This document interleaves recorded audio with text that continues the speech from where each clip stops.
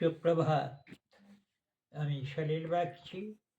আপনারা দেখছেন আমার ভিডিও স্মিথ গাঙ্গুলি প্রোফাইলে।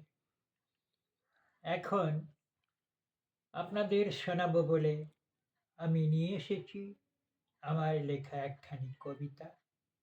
কবিতার নাম দেশ মা।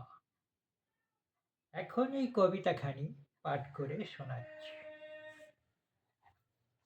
কবিতা দেশ মা। রচনা সলিল বাগচি আমারই।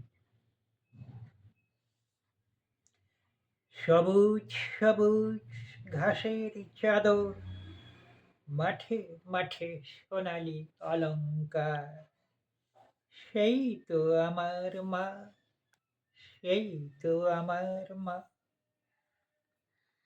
এই আমারই ধরতি মায়ের অহংকার।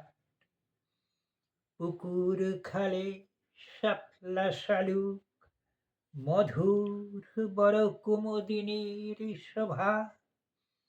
জলের ঢেউয়ে নাচন লাগে, নাচছে সদাই সোনার ওদের আভা। শ্যামল শ্যামল তরু শাড়ির মাঝে সূর্যি মামা দিচ্ছে উকি যেন লুকোচুরি। পাখায় পাখায় যায় যে উড়ে যেন মালা শুভ্র বকের শাড়ি। ফুল ফুটেছে রঙে রঙিন বেশে, বসে গেছে হরেক অলির মেলা। এই তো মাটি, সেই তো আমার মা। ওগো মন হারিনি, মন মাতানো খেলা।